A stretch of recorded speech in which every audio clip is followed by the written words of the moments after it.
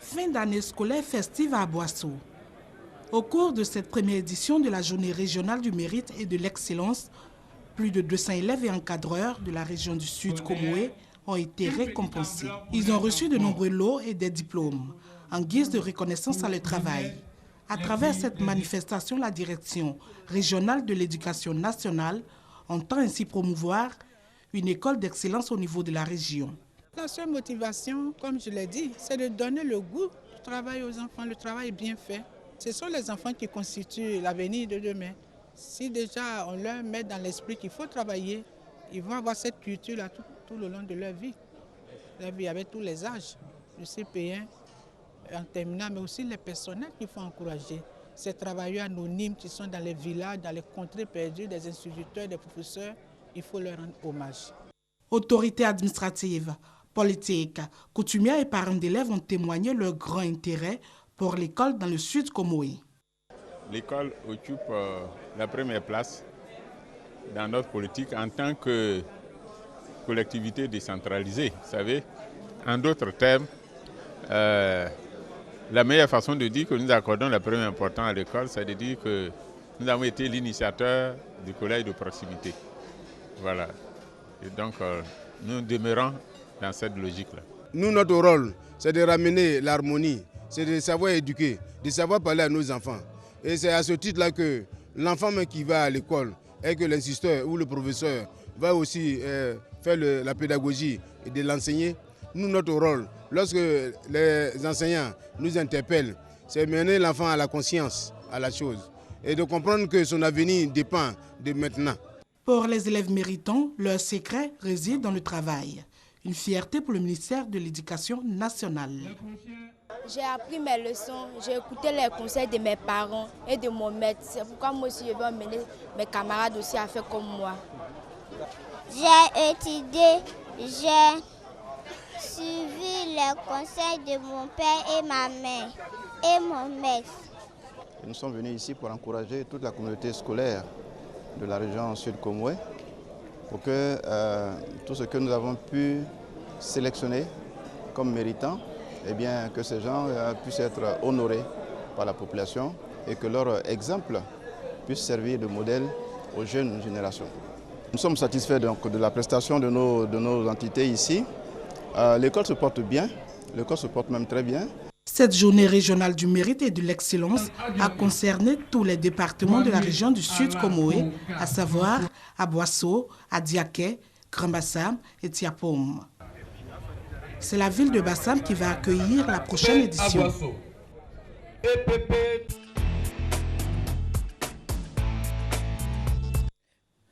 Madame, monsieur, bonjour, merci de nous retrouver dans le cadre de notre matinale Matin Bonheur de la cuisine le matin.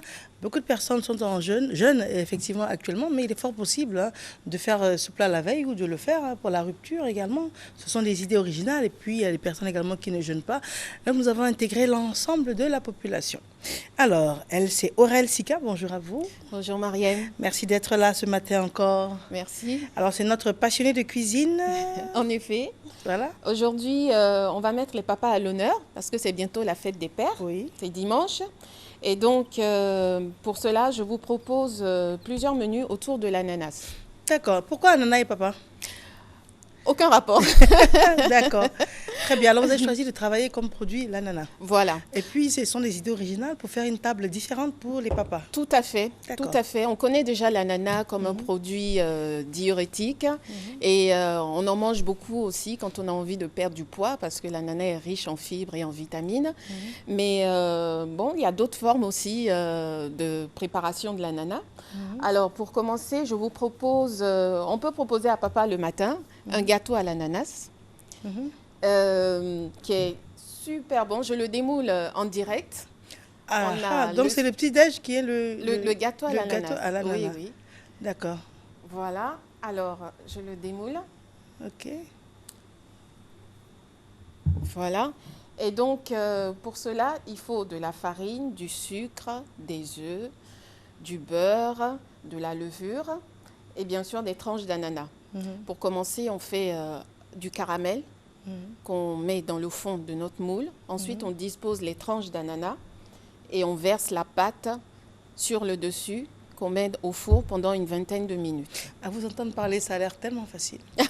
Ça l'est Donc, vraiment. on reprend les ingrédients. Alors, les ingrédients sont de la farine, du sucre, des œufs, du beurre, de la levure et beaucoup d'huile de coude, comme on dit. Il faut battre tout ça. Il faut faire un caramel au fond du moule. Le caramel, c'est juste du sucre chauffé? C'est du sucre chauffé, oui, qu'on fait bien chauffer, ramollir le sucre qui devient roux et qu'on verse sur le fond de notre moule. Ensuite, on pose nos tranches d'ananas et la pâte par-dessus. Donc, quand le gâteau est cuit, il faut le renverser parce qu'en fait, l'effet visuel de notre dessert, c'est quand même de voir les tranches d'ananas. Et donc, il faut renverser le gâteau. D'accord. Voilà. Donc les tranches d'ananas qui étaient en bas passent en haut. C'est ça, pour exactement. Pour la effectivement, le résultat est joli. Voilà. Bon, j'espère que ça donnera l'eau à la bouche à papa. Ensuite, à midi, on peut proposer à papa un poulet à l'ananas. Ça aussi, c'est très simple. Il faut juste faire revenir dans de l'huile chaude les morceaux de poulet avec de l'oignon, du sel, du poivre. Moi, je rajoute un tout petit peu de cubes. Et ensuite, mettre des morceaux d'ananas découpés et faire revenir le tout jusqu'à ce qu'on ait une bonne petite sauce. D'accord. Voilà. Et ça fait quoi? Un mélange aigre-doux? Exactement. Ça fait aigre-doux. Hein? Aigre-doux, oui. C'est très, très bon. C'est bon. Oui. D'accord, avec un peu de riz blanc? Avec un peu de riz blanc ou des pâtes. C'est parfait. Ça passe bien aussi avec les pâtes? Hein? Avec des pâtes, oui. Ça passe bien. Oui. On remarque qu'il n'y a pas de tomates dedans? Non, du tout. Ok. Du tout. On a mis en revanche un peu de curry. D'où la couleur un peu jaune du plat. Ah, je pensais que c'était l'ananas qui donnait cette couleur-là. Non, non, c'est du curry. C'est du curry. C'est du curry. D'accord. Voilà. C'est pas mal, là, du poulet au curry à l'ananas. Voilà, ça change. Ça change. Ça change. J'avais presque envie de dire il manque des olives. Non, du tout. Non, ça changerait la recette. D'accord. Oui. Et puis, pour finir, à l'apéritif, on peut proposer à papa une pina colada. Ça aussi, c'est encore très simple. C'est du lait de coco, du rhum. Et puis, c'est tout. On fait mixer le tout avec du jus d'ananas, un peu de jus d'ananas. Et c'est très, très bon. D'accord. Alors, ce qui est bien, c'est que vous avez déjà fait le tour en 2 minutes. Il nous en reste 8. Il nous en reste 8. Alors, ça veut dire qu'on revient précisément sur les différents contenus. Pour une fois qu'on a du temps. OK. Alors, on va recommencer. On va revenir au gâteau. Très bien. Donc, je disais que le gâteau est composé de farine, 150 g de farine, 150 g de sucre, 150 g de beurre. Vous voyez, ce sont les mêmes... Pour pouvoir trouver les mesures, on prend des mesurettes, justement? Oui, les verres gradués qu'on retrouve dans le commerce en plastique ou en verre. Et donc, on mesure 150 g de farine, de sucre, on pèse 150 g de beurre. On fait fondre un peu notre beurre, on met à température ambiante pour que le beurre soit mou. Qu'est-ce qu'on privilégie comme beurre? Du beurre pasteurisé normal. Hein. Oui, je ne donnerai pas de marque, mais le beurre ordinaire. Ce n'est pas de la margarine? Non, du beurre. Du beurre? Oui, du beurre. D'accord. Voilà, on mélange le tout. Avec un mixeur, c'est mieux parce que le résultat est quand même meilleur. On a une pâte vraiment très onctueuse. Il faut battre jusqu'à ce que le sucre fonde complètement. Et ensuite, on ajoute la farine, la levure et les œufs. Farine, levure, œufs. On bat tout ça vraiment longtemps pour avoir une pâte bien légère. Et vous allez voir, quand on verse la pâte sur l'ananas, on a l'impression qu'il n'y en aura pas assez parce que c'est une toute petite pâte, une petite quantité. Mais dans le four, ça gonfle, ça déborde. Pourquoi, il y a de la levure dedans? Il y a de la levure dedans, oui. Et ça déborde même parce qu'on a beaucoup travaillé la pâte, en fait. Voilà. Donc, ça veut dire que ce n'est pas la peine d'essayer à la main? À la main, c'est difficile. C'est difficile. D'avoir ce résultat. C'est difficile et fatigant. J'imagine. Oui. Donc, il vaut mieux avoir un petit robot? Un petit robot, c'est parfait. C'est parfait. Donc, on met le tout au four pendant une vingtaine de minutes. Et voilà, notre gâteau est prêt. Il est bon froid parce que chaud, c'est quand même... on ne profite pas vraiment du goût. Voilà, il faut le manger froid et renverser. Renversé, d'accord. Voilà. On a vu que vous avez démoulé de l'autre côté, en fait. Vous avez Oui, c'est démoulé ça. à l'envers. C'est Parce ça. que tout l'effet visuel est justement Sur le dessus. sur le dessous à la cuisson, sur le dessus, à la au moment de présentation. déguster. D'accord. Voilà. Donc, ensuite, on passe à notre poulet à l'ananas. Oui. Donc, le poulet, il faut découper un poulet en petits morceaux. On met de l'huile sur le feu, à peu près 2 cuillères à soupe, pas beaucoup. Le poulet est déjà gras. Et on enlève la peau, non? Ça dépend de chacun. D'accord. Moi, personnellement, j'aime la peau, mais ce n'est pas tout le monde. Donc, c'est pas juste. Elle est gourmande. Oui. Depuis la semaine dernière, j'ai remarqué, très gourmande. Et puis, elle a une ligne de mannequin. C'est pas juste. Merci, c'est gentil. En plus, elle aime la peau de c'est pas poulet qui est mérité. grasse. Ah oui, qui est très Et puis, grasse. elle n'a pas de problème de poids. C'est pas juste. Allez-y. Donc, on fait griller notre poulet, juste vraiment bien grillé dans l'huile. Avant, on a salé et poivré. Ensuite, on met une cuillère à soupe de curry pour parfumer et on verse nos morceaux d'ananas. Nos morceaux, pardon, d'ananas. On fait revenir le tout et on rajoute de l'oignon vert pour le côté un peu... il faut un peu de légumes quand même. Oui. Voilà. Mais l'ananas, on le choisit très mieux. Ça, c'est pareil, ça dépend de chacun. Si on veut que le côté aigre-doux soit accentué ou pas, oui. En fait. Alors, pour qu'il soit accentué, il faudrait que l'ananas soit bien mûr. D'accord. Voilà. Plus l'ananas est mûr, plus il est sucré. Et donc, voilà, ça, on a plus le contraste, en fait, salé-sucré. Et puis une pointe de curry, vous avez dit? Voilà, une cuillère à soupe de curry pour... soupe, c'est plus la pointe. Hein, ah non, c'est plus la pointe, en effet. C'est carrément la cuillère. La cuillère à soupe. Non, pour un poulet, quand même, il faut... ça fait quand même une quantité. Une cuillère à soupe, c'est parfait. On rajoute un peu d'eau pour avoir un peu de jus. Et on accompagne tout ça avec du riz blanc ou des pâtes. D'accord. Voilà. C'est assez simple. Oui, c'est simple. C'est simple. C'est rapide. C'est aussi très rapide à faire. Donc, c'est parfait pour papa. Mais quand on reçoit des amis et qu'on veut vite leur proposer quelque chose, c'est vraiment très, très vite fait. D'accord. Voilà. Et puis, pour finir, on a notre pina colada, et, qui est une boisson qui vient d'Amérique du Sud, qui se fait à base de lait de coco, du rhum et du jus d'ananas. Alors, le lait de coco, on l'obtient facilement au supermarché? Oui, en conserve. En conserve, c'est ça. Mais une fois qu'il est ouvert aussi, j'ai remarqué qu'il faut l'utiliser dans les jours qui suivent. Oui, il faut l'utiliser très vite. Mal, hein, une fois oui, ouvert. tout à fait. Et quand on le met au frigo, il se fige. Grumeaux. Voilà. Ça aussi, j'ai remarqué. Oui, parce que c'est gras, en fait. Oui. Donc, la graisse se fige au frigo. Donc, il vaut mieux faire notre cocktail à température ambiante et ensuite rajouter des glaçons. Parce que c'est quand même meilleur frais. Voilà, donc très simple, du rhum, du lait de coco et du jus d'ananas. On mixe du rhum, du lait de coco et du jus d'ananas. On met le tout dans un shaker ou dans un mixeur. On brasse bien et voilà, c'est prêt. D'accord, très bien. Et c'est Voilà, rapide aussi. Marielle. Et pour les personnes qui ne prennent pas d'alcool, comment on fait le pina colada? Ou Ou bien la définition du pina colada, c'est alcool? Oui, c'est de l'alcool. C'est à base de rhum. Et le rhum, c'est de l'alcool. En revanche, ça vient de me revenir, on peut acheter du sirop parfumé au rhum. En fait, c'est du sirop qui sent le rhum, mais qui est sans alcool. Oui, ça c'est une bonne idée. Voilà. Et donc, ça peut remplacer le rhum dans les cocktails. Ah, d'accord. Donc, du sirop parfumé au rhum. Au rhum, oui. Ah ouais. Voilà, on en trouve dans le commerce, pas facilement, mais on en c'est trouve. possible. Voilà. D'accord. Oui. Pour respecter la tradition du pina colada qui est fait de rhum. Voilà. D'accord. Ben, on a fait le tour. Voilà, Mariem. En tout cas, merci encore. Merci à et toi. Comment est-ce qu'on te joint? Alors, on peut me joindre au 48 70 05 94. Je répète, reprend? le 48 70 05 94. Aurel Voilà. Sika, Oui. merci bien. Merci, bonne journée. Bonne journée. Et bon appétit. Merci encore pour toutes les personnes qui vont manger et puis surtout pour les papas, pour toutes ces idées originales. Hein. Pour les papas, merci encore. Au revoir. Alors, nous allons faire une courte pause à la discrétion de la réalisatrice Christelle Akoussa. Et vous allez voir, nous avons un programme des plus alléchants qui va nous tenir jusqu'à la fin de cette matinale. À tout de suite.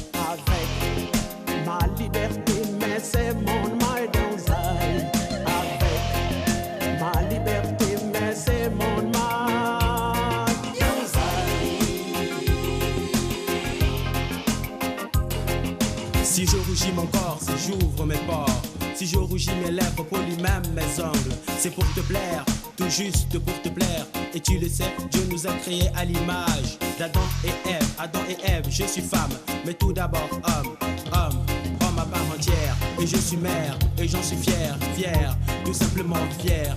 Il était une fois une femme au grand cœur, il était une fois Rose-Marie Guiraud.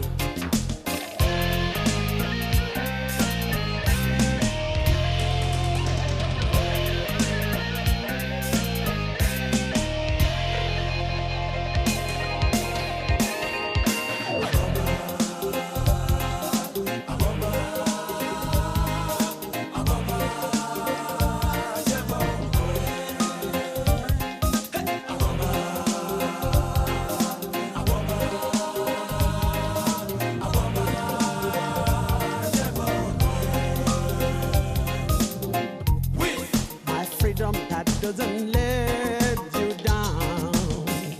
Don't feel bad. My freedom that doesn't let you down.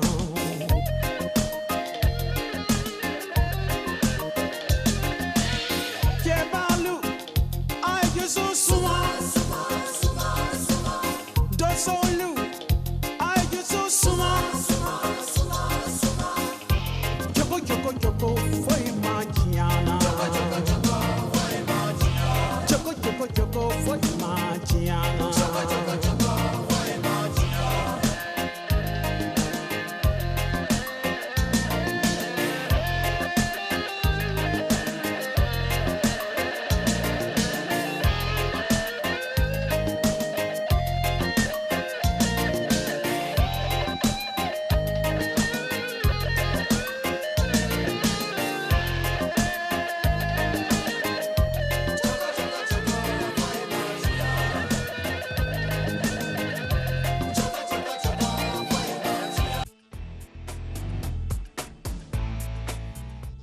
Alors, vous l'avez compris, Marie-Rose Guiraud est un monument donc, du patrimoine culturel ivoirien que nous recevons sur ce plateau, en tout cas avec grand plaisir. Bonjour à vous. Bonjour. Et merci d'avoir accepté notre invitation. Merci beaucoup, au contraire, c'est moi qui vous remercie. Vous le méritez, vous le méritez. C'est la première fois que lorsque je préparais l'émission, j'ai pris le temps d'écrire, et ma feuille ne suffisait pas pour définir Marie-Rose Guiraud.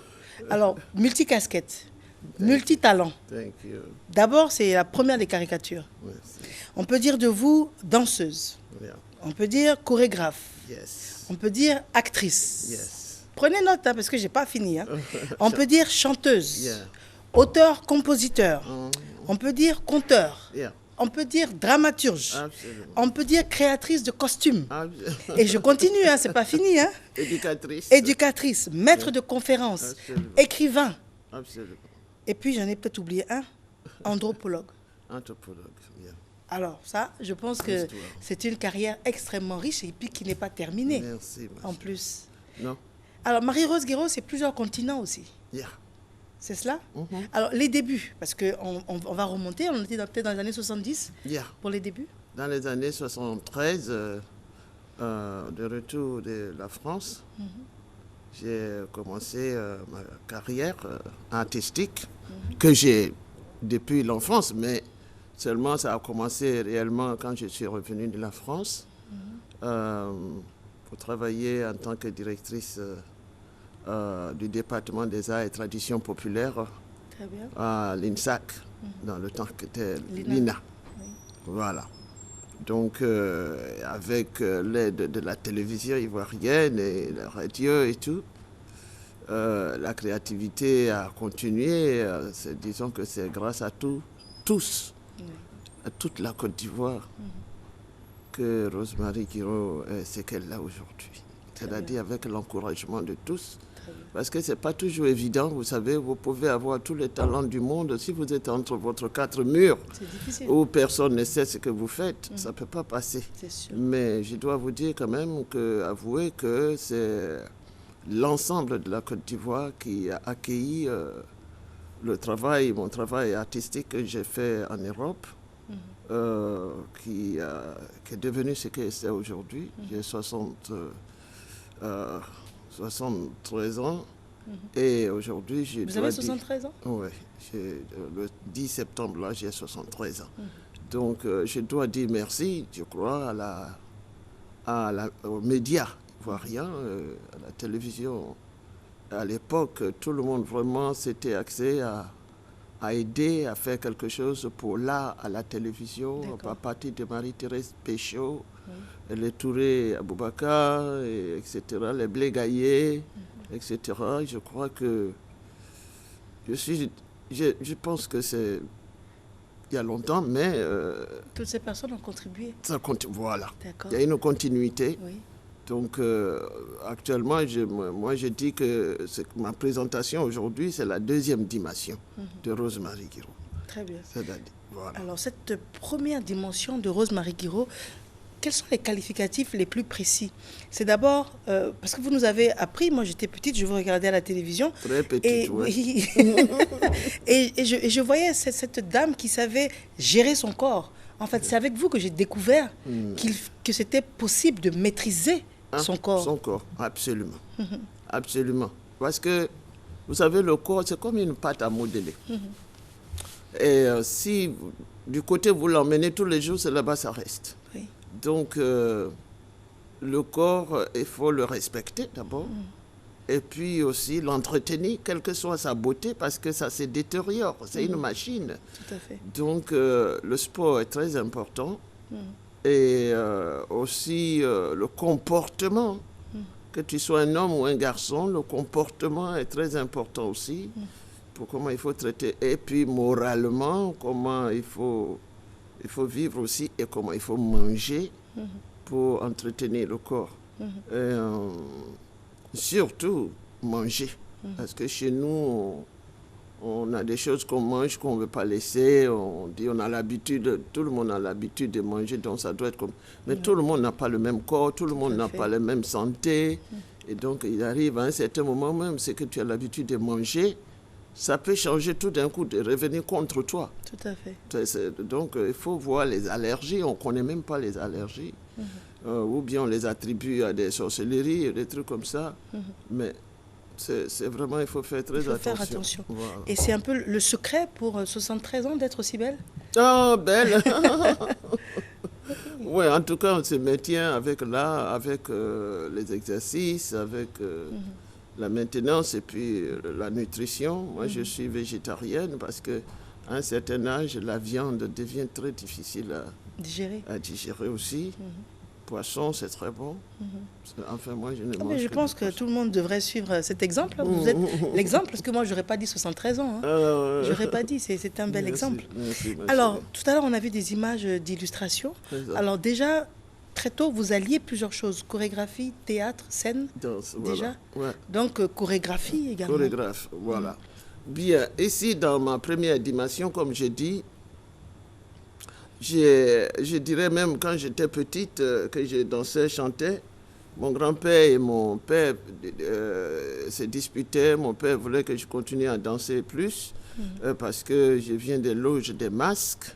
Et puis mon grand-père qui est musulman, qui veut absolument que je chante. Donc finalement la danse a pris le dessus parce que avec la danse j'ai beaucoup appris sur le plan historique qui est l'anthropologie. D'accord. Aussi la technique, la pédagogie d'enseignement. Puisque j'aime bien m'entretenir avec les enfants, j'aime bien être avec les enfants. Donc, comment les enseigner à se connaître, à découvrir leurs propres talents. Et j'aime découvrir les talents. Aussi bien j'aime bien faire, aussi bien je veux voir les autres faire. Donc, je découvre les talents, j'élève les enfants exprès. Pour moi, c'est comme planter... les fleurs, quand je fais pousser les artistes, au point jusqu'à ce qu'ils arrivent à être icônes un jour, pour moi c'est une gloire. Donc j'ai pensé que dans la danse, je donnais plus et j'apprenais plus puisque j'ai été obligé d'aller dans toutes les régions. À l'époque de Jules Yénéa, j'avais eu une petite bourse même pour faire le tour de la Côte d'Ivoire, pour connaître toutes nos danses, parce que mon souci, c'est que nos danses ne se perdent pas aussi, parce que je suis une gardienne de la tradition depuis l'enfance. Bien entendu, en ville, quand on dit ça, on dit, ouais, bon, ben, c'est ça, quand ils sont en ville, ils font. Mais moi, je suis une vraie traditionnelle et j'ai peur qu'un jour, les tam-tams se taisent en Afrique. Parce que c'est notre voix, c'est notre identité. C'est, enfin, toute personne, toute culture, le monde entier, partout il y a des hommes, il y a l'histoire.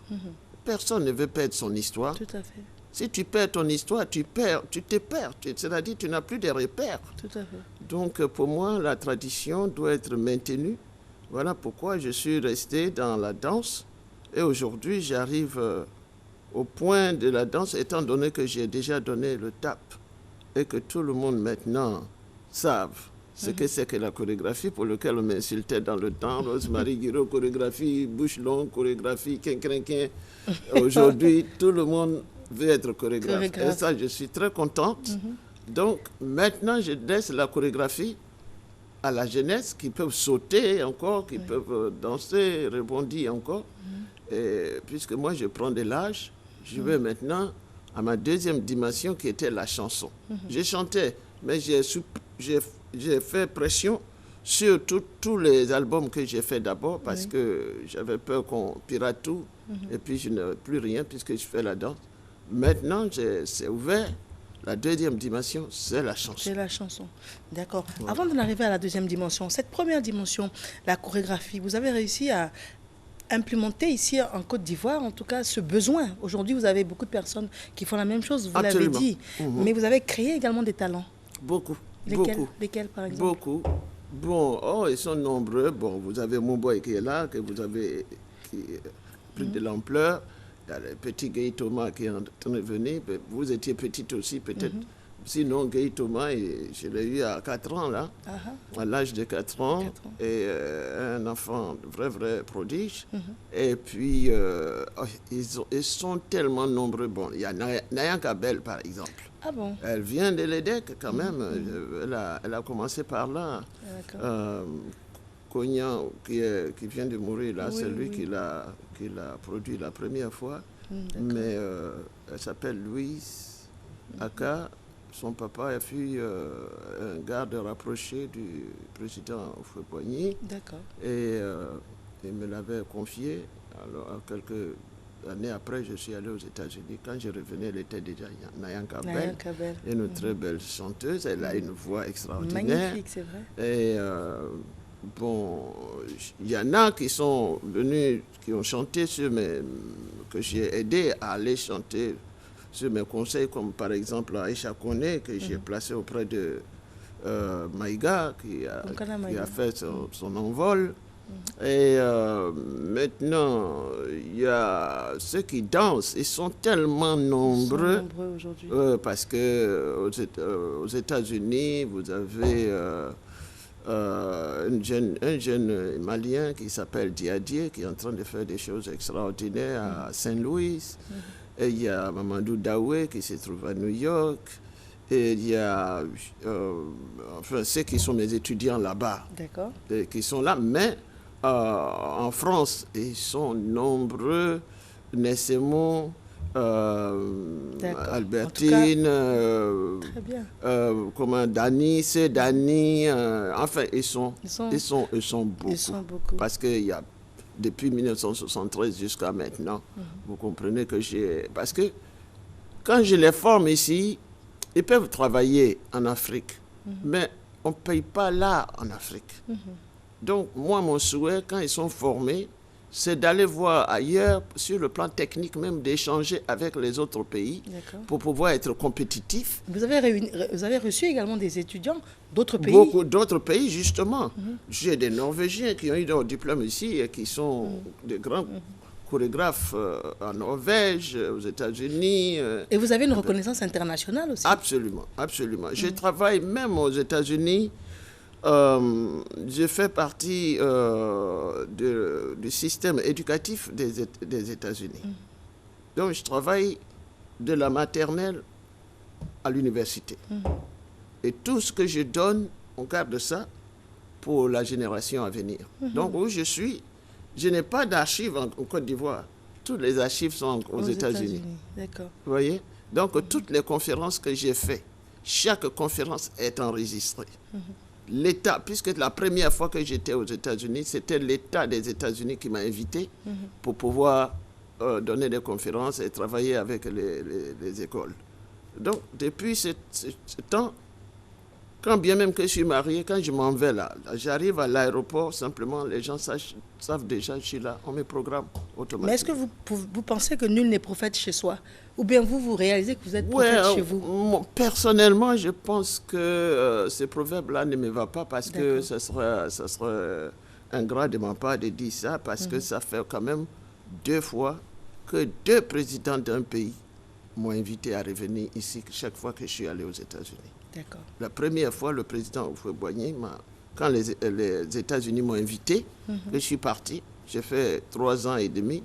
C'est le président encore Houphouët-Boigny qui m'a invité avec le secteur privé qui m'a fait revenir ici. D'accord. Et puis, quand je suis reparti, cette fois que j'étais malade, après les problèmes qui s'est passé, c'est le président Alassane Dramane Ouattara qui m'a encore conseiller, qui m'a invité spécialement dans sa suite d'hôtel à New York pour dire qu'il faut rentrer, c'est le moment pour reconstruire. D'accord. Donc, je peux pas, j'arrive, il fait de moi commandeur dans l'ordre national, donc je ne peux pas dire que je ne suis pas reconnu. Tout à fait. Et même, je dirais, même si je n'ai pas d'argent aujourd'hui, je pense que les compliments, les remerciements que chaque taximètre, chaque personne me fait dans la rue, ça me nourrit. C'est la récompense. Parce que là, c'est spirituel d'abord. L'argent vient après. Mais quand vous partez aux États-Unis, vous partez à la recherche de quoi? Quand on bouge, on va dans les autres pays. En général, d'abord, je vais pour le contrat, parce qu'on m'a invité. Mais en même temps, on apprend aussi, techniquement parlant. Il faut maîtriser les médias, il faut maîtriser l'administration, il faut maîtriser les contacts. Comment il faut garder les contacts et qui et comment pour les garder et avec respect afin que les gens se rappellent de toi à tout moment, que tu sois dans le collimateur de l'art mondial. C'est-à-dire, il ne faut pas se couper du monde. Voyez-vous?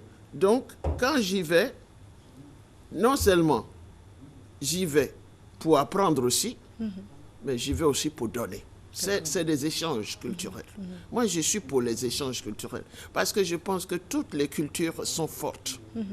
Partout, comme j'ai dit tout à l'heure, où il y a des hommes, il y a l'histoire. Et chaque histoire, elle est forte tant qu'il y a des êtres humains. Donc, on apprend de moi, moi j'apprends des autres. Pour augmenter ce que je n'ai pas chez moi ici, je peux l'apprendre là-bas pour le faire ici. J'ai travaillé dans les années... passé dans les années 80 et tout, j'ai quand même travaillé avec des artistes assez grands, des chorégraphes de renom et tout. Mais eux, ils me respectent autant je les respectais. Parce que moi, je ne les ai pas vus. Tout ce que je suis parti faire chez eux, je connaissais ça avant de partir. Donc, eux, ils se demandent comment est-ce que je me suis arrangé venant de ma brousse là-bas pour faire tant de créativité. Donc, chacun voulait m'avoir dans sa chorégraphie. Mais jusqu'à même les chanteurs comme Stevie Wonder. Ils veulent chacun avoir, même si c'est une petite chorégraphie de 4 minutes, de 5 minutes, de Rosemary Guiro, par exemple. Parce que c'est pas mes trucs que je fais, moi, je me dis c'est venu en moi, c'est mon inspiration. Que ça soit bon ou pas, c'est pas ça c'est pas important. On ne peut pas être aimé par tout le monde. Mais moi, je dois sortir mon expression que Dieu m'a mis dedans. Si je le sors, il y a toujours quelqu'un qui aime ça. Donc, tant que ça marche, je continue. Très bien. Et tant que je peux apprendre aussi des autres, je continue. Parce que moi, j'apprends toujours du plus petit que les autres. Hein. Parce que même ici, au village, On dit, ouais, c'est des folklores, les gens font ceci. C'est des folklores que tout le monde a toujours pris. Personne n'a rien créé. On ne fait que recommencer les choses. C'est vrai. Donc, si tu as un pas dans ton village, eh bien, multiplie-le. Parce que ton corps est composé de 4 membres. Les doigts et les orteils, tu en as 20. Bon, utilise tout avec un pas que tu as vu là, dans ton village. Tu vas voir que tu as toute une chorégraphie qui peut être jouée par toute une troupe entière. Donc, il ne faut pas minimiser pour personne. Il n'y a pas à dire, voilà, eux là-bas, ils dansent, c'est les meilleurs danseurs. Non, là, c'est en Russie, on danse mieux ça. Non, non, non. Partout, partout, on peut développer ce que nous faisons. Que ce soit toutes les langues aussi, dans toutes les langues, on peut chanter. Enfin, avec tous les rythmes, on peut danser. On peut danser. Voilà. D'accord. Alors, actrice, Yeah. c'est dans des films ou bien c'est la scène, le théâtre? Well, je suis actrice professionnelle. En réalité, j'ai fait mon conservatoire au Conservatoire Royal de Liège, en Belgique. Très bien. Et là, j'ai voulu, parce que je suis danseuse un peu naturelle quand même, parce que j'ai commencé à l'âge de 4 ans, donc je suis danseuse. Ah oui. Bon, maintenant, c'est les danses classiques, les danses rythmiques que j'ai appris là-bas, tout ça. Mais ce que je voulais, c'était de maîtriser le français, pour lequel j'ai beaucoup souffert. Parce que, vous savez, avec mes dents qui n'étaient pas comme ça, mes lèvres qui sont grosses, on te fait savoir ça tous les jours. Ouais. Vous en avez souffert? Vous avez l'air tellement forte et puis tellement open-minded. Non, moi je ne souffre pas de ça, au contraire. Je crois que quand on me fait ça, quand on me lance les défis, et j'aime bien les relever. D'accord. Donc, dans le conservatoire, j'ai bien relevé le défi parce que j'ai passé un concours avec plus de 1000 personnes parce que c'est un concours régional de Liège.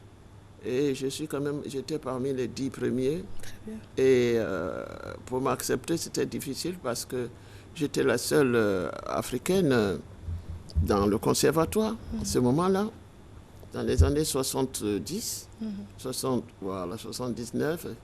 Et on voulait absolument que j'aille au département des chants, simplement. Théâtre et chant. Enfin, non, plutôt chant. Et moi, je dis non, mais moi, je chante déjà dans ma langue. C'est dans votre langue, peut-être que j'ai encore des problèmes, mais c'est le théâtre que je veux pour maîtriser cette langue. Puisque c'est une langue qu'on doit parler, il faut que je la parle normalement pour qu'on ne dise pas, oui, comme c'est une africaine, ça va. Non, non, non. Et ça a fait beaucoup, ils ont entendu très longtemps pour accepter que je fasse le théâtre. Donc, ma matière, c'est le théâtre. Et je suis metteur en scène. Mais dans le théâtre, si chez nous, la forme de théâtre que nous connaissons plus, c'est plutôt le théâtre un peu bouffon. Théâtre qui fait rire. Oui. C'est-à-dire qui force le rire. Et moi, ce n'est pas ce genre de théâtre que j'ai appris seulement. C'est vrai qu'on doit faire rire par rapport aux situations qui se présentent dans une conversation, dans un jeu, dans une situation. Mais de là à penser que tout le théâtre n'est que pour faire rire, c'est faux. Le théâtre, le théâtre, ça représente la vie. Le théâtre ne fait que projeter ce que nous vivons tous les jours. Et la vie de tous les jours n'est pas pour rire. Vous voyez, vous avez des gens, ils sont sur scène tout le temps. Même sans la scène, ils sont toujours en train de jouer scène. Ils sont toujours en train de... Non, c'est pas ça. La vie, tu pleures, tu ris, tu es contente, tu n'es pas contente. Vous vous bagarrez, il y a la guerre, il y a plein de choses. C'est la réalité de la vie. La réalité de la vie. On mange, on dort, on se parle correctement. Donc, moi, je suis... sur la dramaturgie réelle que je fais. Et j'ai pu travailler avec l'Institut national des arts à l'époque.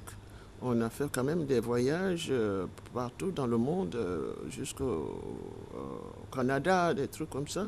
Parce qu'il y avait un groupe de théâtre à l'INA à l'époque, avec les Biti Moreau, Neba Bienvenu, Brou, enfin les Groguiers, tout cela. Oui. On avait un groupe qui jouait réellement au théâtre de la Cité, etc., où tout le monde jouait. Mais moi, j'ai quand même, en dehors de tout ça, quand même, quand je suis allé aux États-Unis aussi, j'ai joué avec le Théâtre fédéral, normal, parce que la Fondation Rockefeller avait voulu que je joue, parce qu'ils m'ont fait passer une audition qui me donnait l'air d'une actrice affirmée. Donc, ils m'ont pris pendant 1 an pour jouer Black Madia au Théâtre fédéral. Donc, je suis actrice. Mais chez nous, il n'y a pas de théâtre pour l'instant.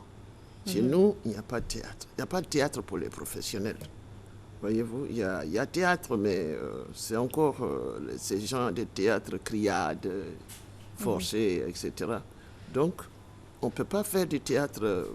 Nous, on va, peut-être que quand mon centre va finir, je vais chercher à trouver quand même des personnes comme les Neba, les différentes personnes qui possèdent cet art pour vraiment recréer l'école de théâtre vrai.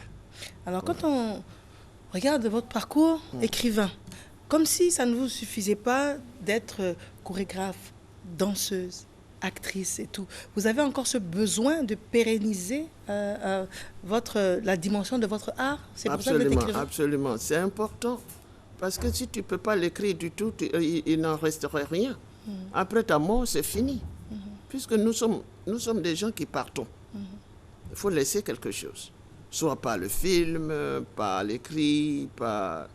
Je ne sais pas moi, par tous les moyens. Il faut garder quelque chose. Moi, je suis pour que, si je pars, c'est quand je vais partir qu'on va découvrir plus. Parce que pendant que je suis là, on se dit, oh, on va me pirater, oh, on va me prendre ceci. Mais quand je serai parti demain, c'est fini. C'est ceux qui restent, qui doivent grandir, Rosemary Giraud. Vous voyez? Et ces enfants-là doivent avoir un repère aussi. Parce que je me dis, si moi je m'en suis sorti de ma brousse, des montagnes là-bas, n'importe quel enfant de la Côte d'Ivoire et de l'Afrique peut s'en sortir. Parce que moi, je suis parti de rien. Parce que je suis quelqu'un qui n'aimait pas l'école, qui a quitté l'école jusqu'à 14 ans là. Et puis bon, je suis revenu pour aller à l'école et tout. Ça n'a même pas bien marché et tout. Et à l'époque, nous, on a des universités, ça n'existe pas pour personne. Dans les années 60, moi, dans les années 60 déjà, je suis arrivé ici à Abidjan pour la première fois. Ce que j'ai fait la dactylographie, c'était ça qui était à notre portée. D'accord. Donc j'ai eu la chance de faire cette dactylographie-là à l'Assemblée nationale, avec les routines. Et puis finalement, je suis parti faire des diplômes commerciaux pour devenir secrétaire dactylo. Donc, qui m'a amené à travailler dans l'armée française au camp Gallieni, où se trouve le château d'eau, là. Et c'est les Français qui m'ont fait partir en France parce qu'ils disent que j'ai du talent. D'accord. Voyez-vous? Donc, je crois que c'est ça qui m'a amené, parce que pour avoir fait le secrétariat et tout ça, ça m'a amené dans l'administration. Donc, ça m'a amené à écrire, à aimer à écrire. Parce que j'aimais aussi surtout la machine à écrire. J'appelais ça mon piano dans le temps.